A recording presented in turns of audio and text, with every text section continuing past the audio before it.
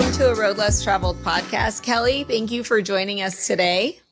Thank you, Hillary. I'm so excited to be here. Thank you for agreeing to talk to us.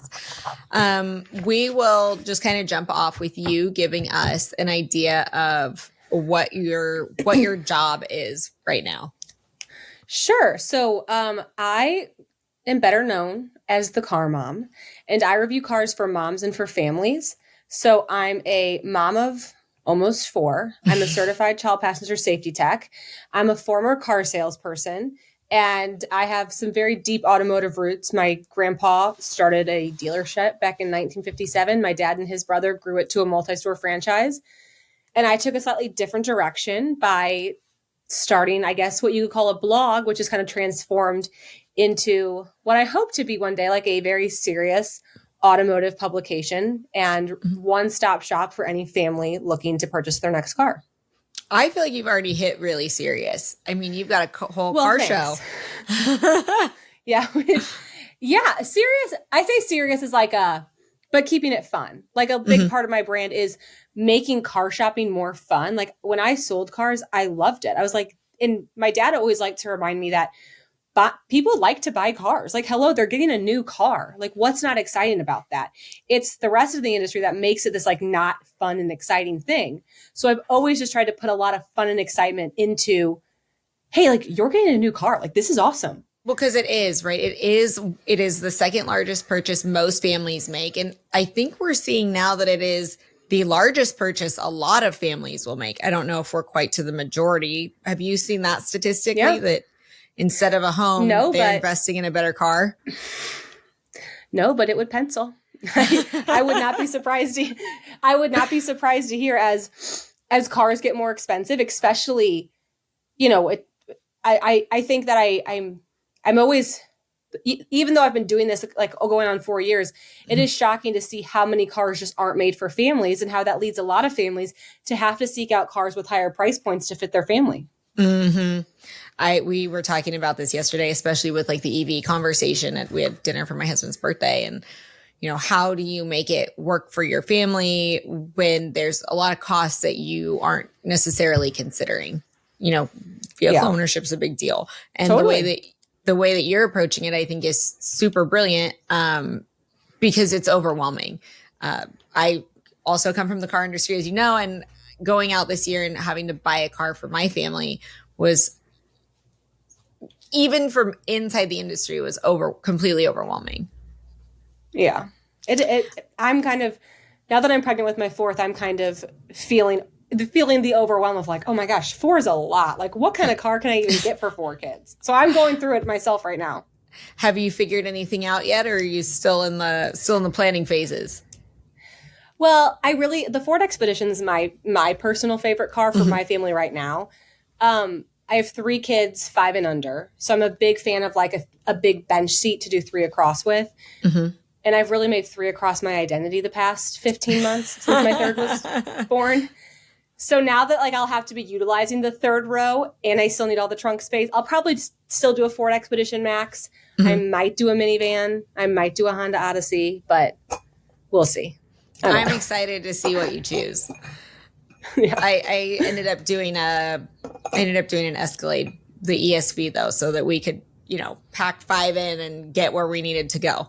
So I was curious, what drew you out of the store into doing kind of your own thing? It fits you so well that, how did you know it was the thing for you? Well, it's so funny because as I was pregnant with my 2nd and like looking at, the hours in the lifestyle of retail auto and being a mom, I just remember thinking like, wow, like cars and motherhood just don't mix. Like this sucks. Like I can't believe I can't be a mom and sell cars. And it's so funny when I think back about like all those thoughts I had in my head because it was literally right. It was literally right in front of me. It's like, no, just try to do both. So I kind of got the idea one night. Actually, my husband helped me come up with it because he was, I was down about like not being able to sell cars and like having to leave the work world. And he kind of gave me the advice to just focus on the moms. He's like, why don't you just try to sell cars to moms? He's like, I'm sure your dad will just let you sell cars by appointment. If you like, can just be the mom in St. Louis. I'm like, that's a really good idea. Like, I'll just take the minivan to like my play dates and I'll just try to sell all these moms Kia Carnivals. Like, that was going to kind of be first of all, still a good idea. Someone should still do it. But I kind of just started reflecting on the idea. And, you know, I belong to so many Facebook groups. It's like a big kind of toxic community where it's like, you know, moms of 202, moms in St. Louis. Like, I had joined Peloton moms. Like, I belonged to all of them. And they always asked what was a good car recommendations. So it kind of got me thinking like, well, who is talking about cars for families? Like, I'm a mom. I've got 6 car lots to pull from. Maybe I can just start reviewing cars for moms and see what happens. And it just kind of took off. And it has been fun because I feel like, especially the kind of reviewing I do, I feel like I get to sell cars every day. Like, I get to connect with people. I get to highlight the things I love, but I also get to be completely blunt and honest and also tell you the things I don't love. And it feels just perfect. I love it. Coming from inside the industry, that sounds like the perfect storm. Like, I love my car, but it needs a couple more cup holders. Yeah, right. But when you're representing like a specific franchise, you can't. Well, I mean, I guess you can say that, but typically you won't be a very good salesperson. Yeah, right. So exactly. So it's been fun, and you know, my dad luckily has been so supportive and really just let me say whatever I want to about the cars. And even on the reviews that I'm harsh on, I think what's so interesting about family vehicles is I'm not saying the car is a bad car. I'm saying it's a bad car for families, or I'm saying it's a bad car for 3 kids in car seats. And like so many of my critiques are so data based that I feel like I don't sit there and tell you that I don't like the tires or the wheels or the exterior. Like, that's not the premise. The premise is this is not going to work for 3 kids, and here's why. And there's nothing subjective about it. I love the practicality of it. And even when I see people going around town, I'm in California, I'm Central California, so we're far from St. Louis, but I see the car mom, like the magnets or stickers or things around here. And I'm like, I know her. Awesome. And so the reach is incredible. And I think that just speaks to you finding something that connects so well with you and with people. And that's so important. Do you still go into the dealership? I do. Yeah. I think I don't. People are surprised to hear that I actually don't have like the most, I don't have like the best manufacturer relationships to the point where like I get some cars sent to me, but like I don't get, like I don't think I've ever had a Honda press car sent to me. I don't get like, there's like some major brands who don't send me cars. And I think and I don't really get invited to a lot of the events. I also don't go to a lot of the events because I've got like 3 kids under 5 and pregnant. Like I'm not flying to California for your, happy hour. Not really my vibe. So I do rely on the dealers to get a lot of my vehicles from, which I actually think puts me in a really good position because I can understand as a car reviewer the pressure you feel when Lexus drops a brand new car off in your driveway and they're sitting there waiting and asking for your content, and then they find out that you hated it. It's like, so the whole car reviewer model is a little backwards, and I think it's very hard for a lot of them to be as honest as they want.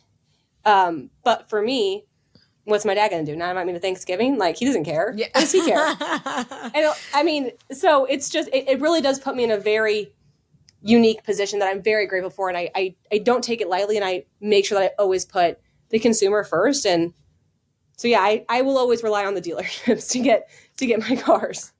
Well, and a lot of dealerships are still family owned, and even the ones that are owned bigger still are owned by, bigger corporations still have at the ground level, they still have the need to connect with their community. And you do that so well that they would be foolish not to engage with you.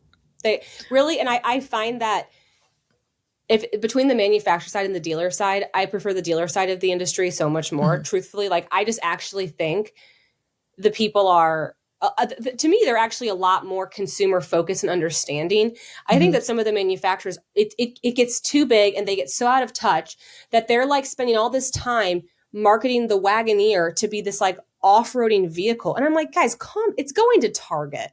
Right. Please. It's a big 3-row SUV. Like, check yourself. It's a big three-row SUV. It's going to be driven by moms. So like, it's great that it can do that. Cool. Great. But that's awesome. not, you're missing the boat. But that's not going to be the majority of your buyers. And like, you know that. And I always find it so interesting that the manufacturers don't do a better job, aside from like the minivans, like selling to the families when, okay, like, you know, any of them, like even the new Honda Pilot, like the Honda Pilot has a big, their first drive event was like hosted at this like Red Rocks thing. And they were like taking the Trail Sport Edition off-roading. And I'm like, that's fine. But the average consumer is not doing that. And I think it's fun to talk about how it can be so family friendly. And it's just interesting to see them not put a bigger emphasis on the everyday use. So, you know, I go to some of these events and I'm just like, they're just talking and talking and talking. And I'm like, I know how to sell this car. And the dealerships know how to sell this car. I'm like, I'm not sure you know what you're doing. We had similar experiences. And I think for a dealer, it's one thing. So when we would go, we had Land Rover as a franchise. And when we would go to the launch events, for us to know what the car is capable of is fantastic because it gets us jacked up on it. Yeah. But when you're marketing the car, it makes no sense to, I mean, yeah. I'm going to speak on a statistic that I don't know for sure, but I think that most people are in a family or a parent-child toting around multiple people situation, or a lot of people, and not marketing to that is, I agree with you 100%. It's crazy. Well, and it always makes me feel, and I think it makes my audience feel like it's not taken as seriously, or it's I don't want to call it a joke, but like, I mean, I get a lot of hate online, of course. And it's like, oh, like you and your moms and your giant cups, or like, oh, like you're just, you know, you're going to buy this $80,000 car and drive it to Target. And I'm like, okay, first of all, let me tell you why moms are actually some of the biggest car people in the world. I'm sorry, who spends more time in their car than a mother? Like I clocked a 5 hour. Literally nobody. I clocked a 5 hour Tuesday. I ate 2 meals in my car between daycare drop off, activities, errands. Like mother, you're in your sports car for 45 minutes a day. I'm in my car for, so actually I'm a huge car person. Secondly, who's carrying more precious cargo? Who carries something more important than what a mother does? So I'm not interested in your golf clubs. Cool. They can fit. Okay. Well, I got 4 heartbeats that are not my own in my vehicle. So like 100%. Also important. And so also, it's just your car fits you, your 4 heartbeats, all your priorities, their ego doesn't fit in it, but your whole family does. Yeah. And your golf clubs. So like my car is cool. And I think for manufacturers to not like, I don't like that I feel like it's sometimes seen as a joke. Like it's cool to talk about how your car can go 0 to 60. It's not cool to talk about that my car can fit a double stroller. Why is that not cool? It is cool. It is cool. It's cool that I have 4 cup holders because I have 4 people in my car. Like that's actually cool. And that's actually something I'm going to use every day. So I just think the kind of like, it really just gets me going when I feel like they're not marketing it right. And it's almost like it's a joke. Like everyone like laughs at the car mom for always talking about her cup holders. Okay. For something I'm going to use every day. And you're going to use your off-roading suspension 2 times in your ownership of the car because you're actually not off-roading it. If you ever do. And I'm the joke. You're buying a car and I'm the joke. So anyway. I get it. I didn't mean to get so riled up. So that's why I just think like the dealer side, it feels so much more practical. It's everyday people. And it's not these things that have been, you know, blown out of proportion and romanticized. It's a car. Well, I agree with you. It makes perfect sense. And some people get really attached to their cars and that's totally okay. But it's like you said, it's not the same practical application as it is the emotional investment. Yeah. How do you manage? I mean, how do you manage all things? This is like kind of the worst question to ask to a mom as a mom. But how do you manage, you know, family, doing what you're doing? Because what you're doing impacts a lot of people's lives. So it's important work.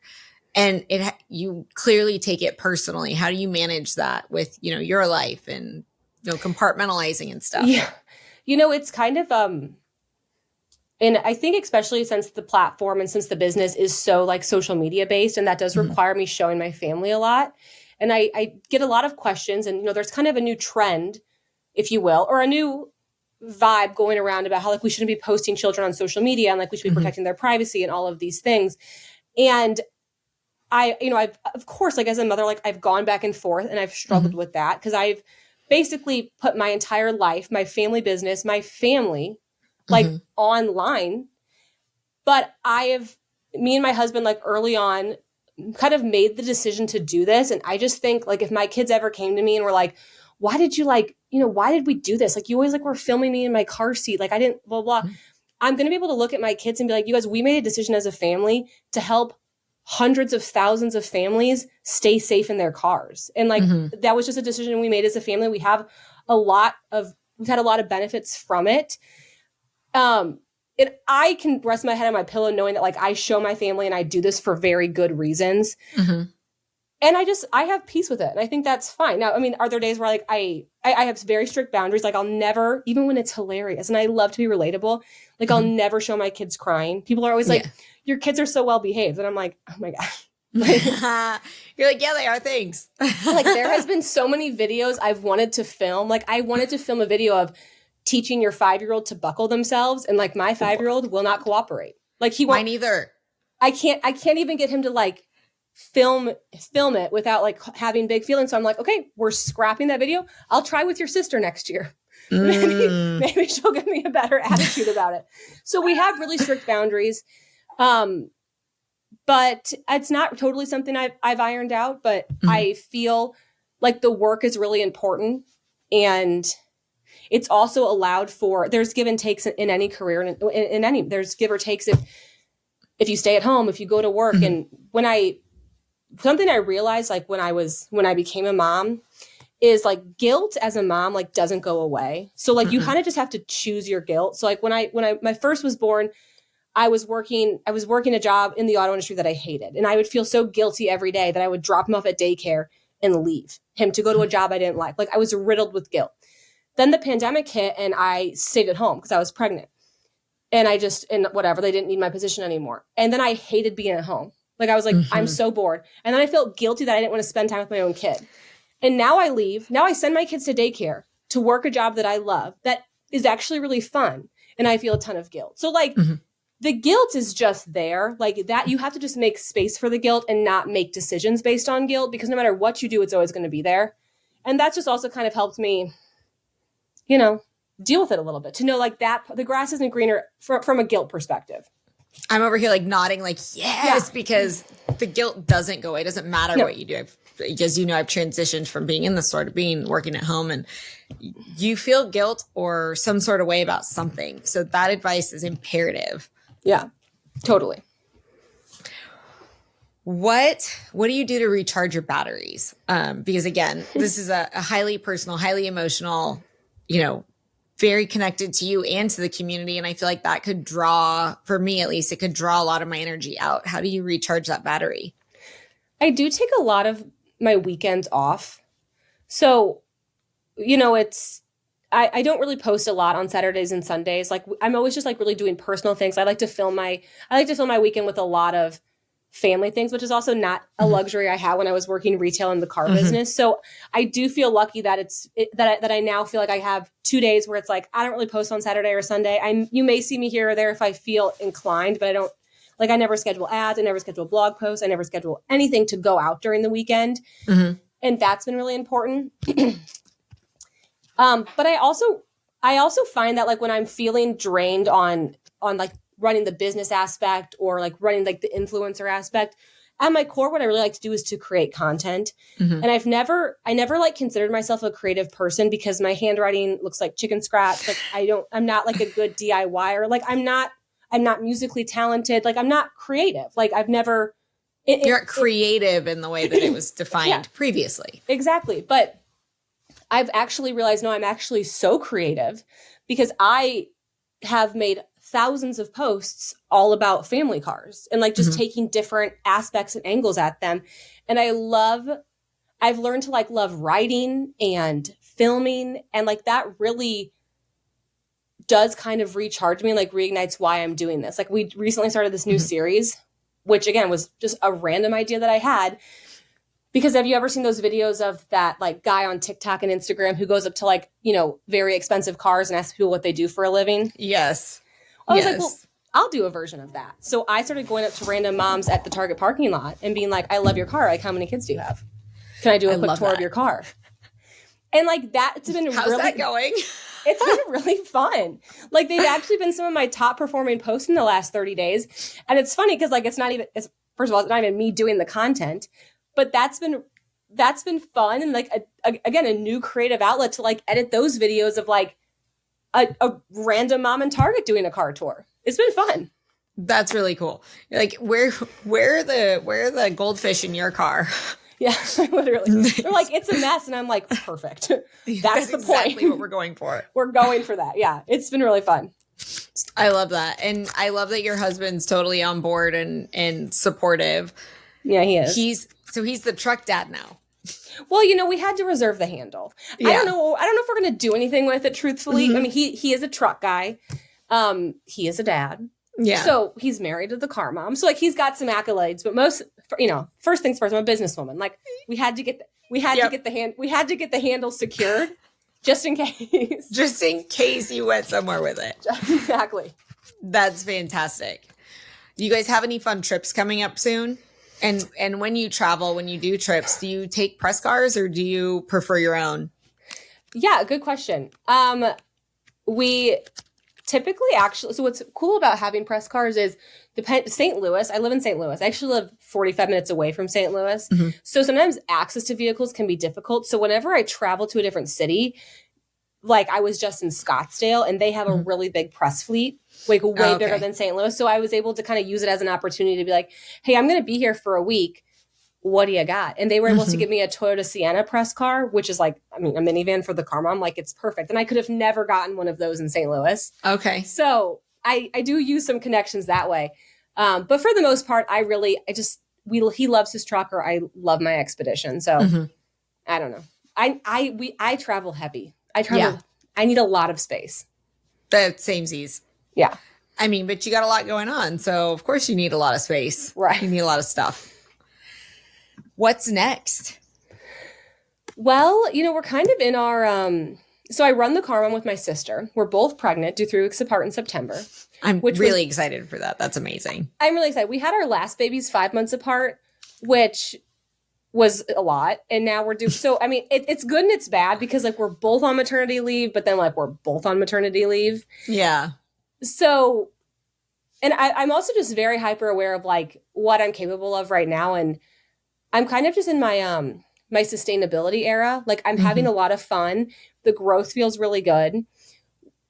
But I have a lot more like bigger visions, like 10-year plans that I would like to do that I just also know aren't really in my cards right now, just like with all of my young kids. But kind of the plan is like just to build an audience and to build an engaged audience and keep them engaged. And I think that's always been our strategy. So when we do have something to sell or when we do have like a big new innovative thing that we're launching, like we have the audience there. So we spend a lot of time and money providing free, great content to invest in this community. We are going through a rebrand. I just got my first proofs back of a new rebrand, which is time. Like I made my logo myself on Canva and it's giving clip art. It's not great. It has served me well, but I really think like when I think about the Karma, I want to be a publication. Like I want it to be up there with Motor Trend and Car and Driver. And when you put my logo next to theirs, I look like the mommy blog. And I don't want to. We're so much more than just a mommy blog, so I wanted a little bit more serious, redefined, mature logo. That's still fun. So we got our first proof back, and I'm very, very pleased with them. Oh, that's awesome. I cannot wait to see it. I'm so nervous. And it's like a lot of people I show, they're like, oh, I don't know. I liked your other one. And I'm like, I know, but people. That's because you need me to be that. That's because you know that. Because I'm like, none of you said anything about my first logo. And it's not, I mean, it's like, it's super, I mean, it's clip art. It's clip cute, though. It's cute. No, I get it. It's cute. It served me well. But like the new one is, it's perfect. It's more in line with who you are. And passionate, serious, still fun. And who I want to be and where I want the brand to go. So, and like we had to ditch the baby bottle. Like, hello, this is putting me in a box. What about the mom? The baby bottle's putting me in a box. Some moms are dog moms. No, some moms are dog moms, moms of teens, So the new logo is a lot more. So anyway, I am nervous for a rebrand. It's and hard. I know It's changing your identity, right? Yeah. No, it's changing our identity, but it's going to be iconic. We're getting a whole new website redeveloped. So those are some like, again, things we're doing that are really just investing in the community to make thecarmom.com a one-stop shop. So it's, it's got everything you need. Well, and I think you're well on your way there. I personally think, and anybody who's listening to this, family, not family, single, married, mom, not mom, can get a lot of good tidbits from the information that you share. Yeah. Maybe they're not looking for cup holders, but you say something else about trunk space is something they need. Yeah. Golf clubs. Yeah. I like to golf. No, same. There's time for it. Exactly. Have you had any mentors, kind of along the way? Because you did take a kind of a left turn from, I guess, coming from inside the industry, right? A lot of us kind of stayed and went through, this is what my parent did. This is my identity. So you kind of took a left turn. So I'm kind of curious about your mentors and who has been integral in supporting you. Yeah, I am a big mentor person. I just love, and I really love people who understand my brand. So a lot of my mentors that I've had are people who have really been like big fans of what I'm doing. And, you could make the argument, it's like, oh, well, you should find like people who don't totally get it. But I've found that seeking the people in the industry and outside the industry who just like see something like this, like a disruptor, and they're giving me the confidence to keep going and not putting me in a box has just been really helpful. So one of my mentors is a woman named Mary Rice, and she's a dealer principal at a Toyota store. And she literally was just like one of my biggest fans. And then I found out that like she was this like boss babe in Toyota. And I was like, well, I should be one of your biggest fans. And it's just been a really great relationship because she's so in the dealer side, but she sees all the work that I'm doing. So those have been really helpful. And then I've got, some women entrepreneurs here in St. Louis who I reach out to a lot, especially as I try to treat, I think it would have been very easy in the beginning to treat this as like just a blog and just becoming an influencer. And it's no shade to my fellow influencers, but I just always wanted to be more than that. Like I didn't want to just be a flash in the pan, and I don't want to build a business based on like my latest Amazon finds. Like I just wanted a little bit more stability, especially for all the time and money I've invested in the Car Mom. So really taking more of like seeking out mentors who are, more like one of my biggest mentors, she actually owns a men's health clinic. And it's like, we kind of have that whole like female in a male dominated industry aspect, but like hers is not social based at all. And she's been incredibly helpful.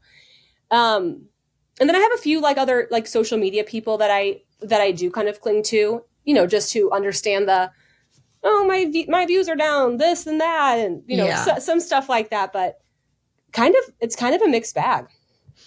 Well, you've been a mentor for a lot of people, just not even knowing it. So I personally look up to what you do so much. And I think it's so incredible. So a lot of times I reference back like, okay, what would Kelly do? Maybe you need some WWKD bracelets. And it's helpful, especially when you go to events like an ADA and you share your insights so openly. I think it's super helpful for dealers because you hit the nail on the head when you said that they're missing the boat. The manufacturers are missing the marketing boat completely. And they have the data, they have the statistics. We know how much money they spend on it. Why are you marketing what you're marketing? And so, I think they would also be foolish not to engage you and be like, hey, there's this whole group who's actually making these decisions. And we need to leverage it more. Yeah. I mean, I'm waiting for the call. I think people think I have these like really deep manufacturer roots. And I made some very like strict lines in the sand that like I will never cross. Like of course I've gotten asked to do like, hey, will you like do a video on the, this blah, blah, blah car for paid usage? And I'm like, no, like it's so much more than like, no, I will not do any like paid promotion for car seats or car brands. I would love to feel like I would love to be involved in like a way more integrated way with the manufacturer. Cause I do think I think that some of them are just marketing the wrong things. And I can't believe it's like moms are the ones buying cars. Like they're the ones having these big families. They're the ones having these big milestone changes. And like, during COVID, the big, like, especially on all the car coaches on COVID or during COVID to teach people how to buy cars and what to do. Mm-hmm. The message was, don't buy a car right now. Now's not the time to buy a car. I'm like, okay, well, my follower Marissa is pregnant with twins. So what do you want me to tell her? Like my audience, we needed cars when cars were expensive, when cars were hard to find because of these milestone changes we're having. Like it's a matter of fitting or not fitting your family. So yeah, COVID or not, life is still happening. Exactly. So yeah, the advice to not buy a car is not helpful to a pregnant mother. Definitely no. So definitely no. Well, and even with like the manufacturer dealer relationship it can be a little bit contentious when it could be a little bit more collaborative. So I wonder as you continue to grow, if they can separate, you from the family business. Hopefully. Have you found that they have a hard time with that? The manufacturer? Mm-hmm. I don't actually. I don't think a lot of them know. Okay. I go by my married name, not my maiden name. Oh, gotcha. Which, I used to go by Kelly Stumpe when I was starting it. But then I was like, I don't really think it's not really helping. And I also don't, what I never want the message to be is for my followers to think like I am biased towards a certain car because my family owns that dealership. So my family owns a Volkswagen, Nissan, Kia, Hyundai, and BMW store. I love some of those cars. I don't love some of those cars. My favorite car is the Ford Expedition. My family doesn't own a Ford store. But so I don't really like to plaster like the brands very much. I just don't want anyone to ever accuse me of, also, I don't get a dime for what kind of car you buy. I mean, if I could link cars, I would not be living in rural Missouri. That would change the game. If I could get commission on a Volkswagen Atlas, like every other influencer gets on a lip gloss and a top, we would be in business. But I don't care. I don't care what car you buy. Maybe someday. Maybe. Well, and different someday. People's needs are different. So if you were getting paid that way, it would maybe. I don't think it would, but it could bias a way that you present it. And I think that's what's so great about your content. Yeah. Is that it isn't biased. It is. Exactly. There literally is no cup holder here when there needs to be.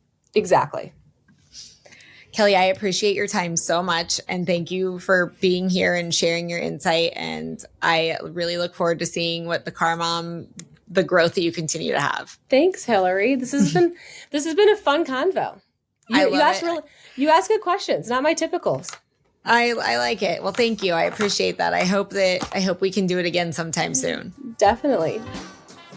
A huge thank you to our incredible guests for sharing their stories, wisdom, and breaking down barriers with us. If you enjoyed today's episode, don't forget to subscribe and leave a review. Your support means the world to me and helps spread the word about the amazing women paving the road less traveled in male-dominated industries. If you have suggestions for a future guest or topic you'd like me to explore, please reach out on social media. I'd love to hear from you.